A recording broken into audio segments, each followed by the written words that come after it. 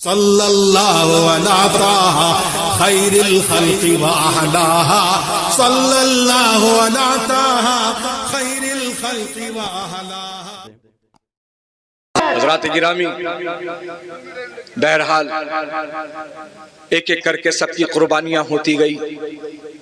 آپ کے کڑیل جوان بیٹے جن کا نام حضرت علی اکبر رضی اللہ تعالیٰ عنہ تھا، امام حسین کے 3 شہزادے، تینوں کا نام آپ نے اپنے والد کے نام پر علی رکھا اور پہچان کے لیے کہا علی اکبر، علی اوسط، علی اصغر۔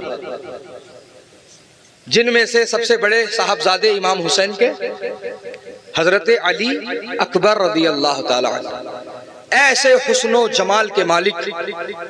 مدینے کے لوگ کہتے ہیں کہ جب ہمیں رسول اللہ کی یاد تڑپاتی تو ہم حضرت علی اکبر کا چہرہ دیکھ لیا کرتے تھے۔ سبحان اللہ سبحان اللہ، جن کو امام حسین کی نگاہوں کے سامنے مار دیا گیا۔ اس شیر نر پر کئی گیدڑ ایک ساتھ ٹوٹ پڑے اور دیکھتے ہی دیکھتے وہ باغ نبوت کا مہکتا کھلتا پھول شہید کر دیا گیا اور ان کا سر ان کے تن سے جدا کر دیا گیا۔ انا للہ و انا الیہ راجعون۔ ایک ایک کر کے سارے آپ کے رفقا، آپ کے ساتھیوں کی جو ہے شہادت ہوتی چلی گئی، لیکن کوئی بھی حق کے راستے سے پیچھے نہیں ہٹے، کوئی بھی اپنی جان بچانے کے واسطے باطل سے سمجھوتا نہیں کرے، سب حق پر ڈٹے رہے اور حق کا ساتھ دیتے رہے۔ اس لیے دیکھو، جو حق پر ڈٹے رہے، جو حق کا ساتھ دیتے رہے، اللہ پاک نے ان کو کیسا انعام دیا ہے۔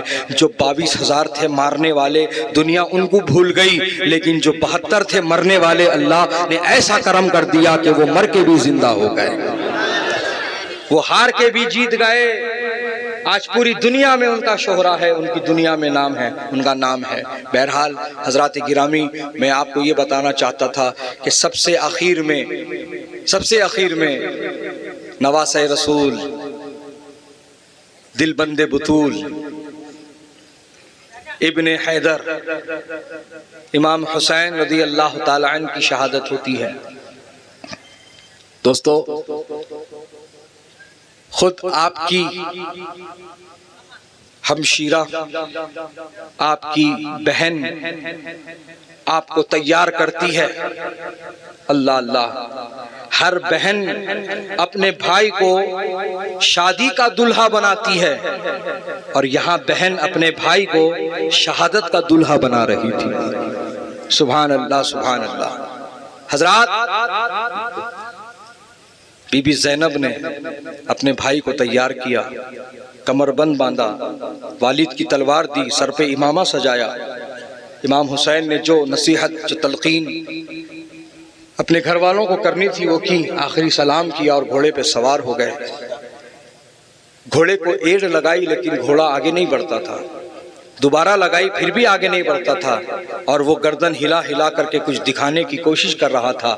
امام حسین نے جب غور کیا تو کیا دیکھا کہ آپ کی شہزادی بی بی سکینہ گھوڑے کے قدموں سے لپٹ کر کے رو رہی ہے اور یوں کہہ رہی ہے، بابا جان، اس میدان میں آپ نہ جائیں، جو گیا ہے لوٹ کر نہیں آیا ہے۔ بھائی علی اکبر گئے، لوٹ کر نہیں آئے، بھائی قاسم گئے، وہ بھی لوٹ کر نہیں آئے، یہاں تک کہ میرا چھوٹا بھائی 6 مہینے کا علی اصغر بھی گیا، وہ بھی لوٹ کر کے نہیں آیا۔ میں جان رہی ہوں بابا، آپ جا رہے ہو، آپ بھی لوٹ کر کے نہیں آؤ گے۔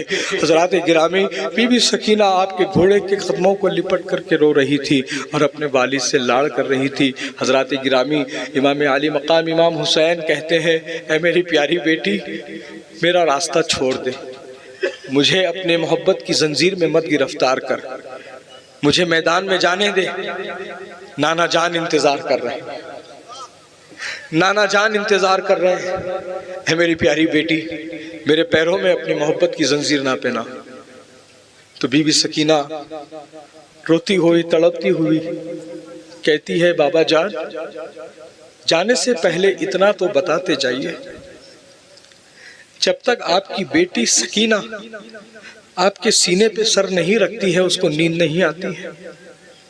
اب آپ جا رہے ہیں، سکینہ کس کے سینے پہ سر رکھ کر سوئی گی؟ اللہ اکبر۔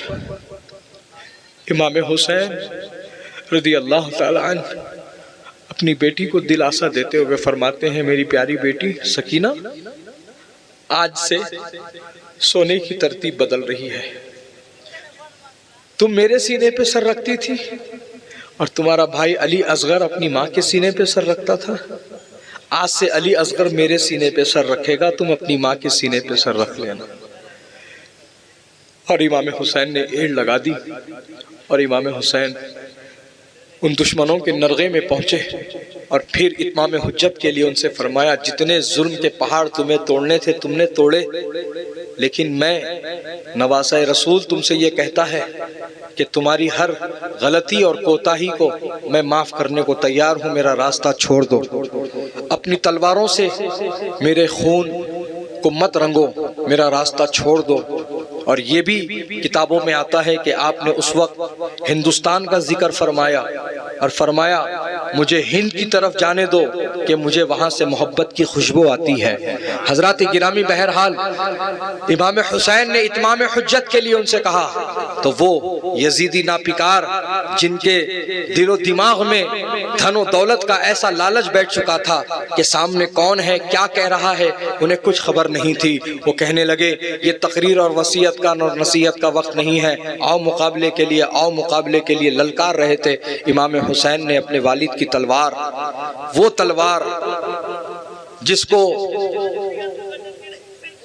کو ذوالفقار کہتے ہیں، وہ لہراتے ہوئے امام حسین دشمنوں کے نرغے میں پہنچے اور بجلی کی طرح ان کے درمیان سے ان کو کھیرے ککڑی کی طرح کاٹتے ہوئے نکلتے چلے گئے۔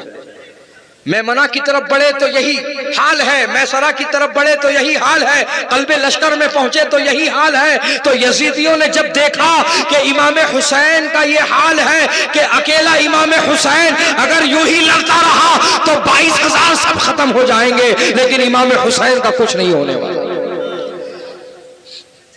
تو پھر یزیدی کمانڈروں نے اعلان کیا، ٹوٹ پڑو، جیسے شیر پر گیدڑ ٹوٹ پڑتے ہیں۔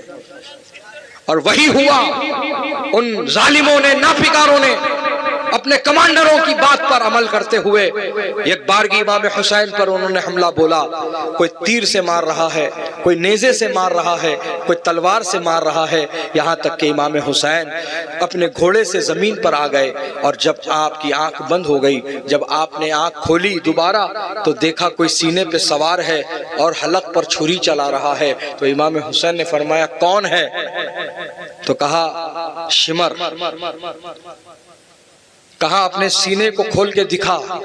اس نے سینہ کھولا، اس کے دل پر سفید داغ تھا۔ آپ نے اپنی نانا کو پکارا، یا رسول اللہ آپ نے سچ کہا تھا، حسین تیرے قاتل کے سینے پر داغ ہوگا۔ کہا کیا کر رہا ہے؟ کہا آپ کا گلا کاٹ رہا ہوں۔ تو امام حسین فرماتے ہیں بدبخت، یہ بوسہ گاہ نبی ہے، میرے نانا یہاں بھی میرے بوسہ لیا کرتے تھے، قیامت تک بھی چھری چلاتا رہیں گا، کٹنے والا نہیں ہے۔ پھر فرمایا آج دن کون سا ہے؟ کہا جمعے کا دن ہے۔ وقت کون سا ہے؟ کہا جمعے کا وقت ہے۔ تو فرماتے ہیں آج جمعے کا دن ہے اور میرے نانا کے امت کے خطیب منبروں پر کھڑے ہو کر نبی اور آل نبی پر درود و سلام بھیج رہے ہیں اور تو میرے سینے پہ سوار ہو گیا ہے، ہٹ جا، مجھے بھی نماز ادا کرنے دے۔ سبحان اللہ۔ ابھی کچھ دیر پہلے بتایا نا میں، نماز عشق، یہ تھی وہ نماز عشق جو کیسے ادا ہوتی ہے؟ تو شاعر نے بتایا بول کر، نہ مسجد میں نہ بیت اللہ کے دیواروں کے سائے میں، نماز عشق ادا ہوتی ہے تلواروں کے سائے میں۔ امام حسین نے تلواروں کے سائے میں نماز ادا کی ہے، اور جب آپ حالت نماز میں تھے اسی ملعون ناپکار نے پیچھے سے ایسا وار کیا کہ آپ کا سر آپ کے تن سے جدا ہو گیا۔ انا للہ و انا الیہ راجعون۔ کام وہ لے لیجئے تم کو جو راضی کرے، تم کو جو راضی کرے، ٹھیک ہونا میرا تم پہ کرو، ٹھیک ہے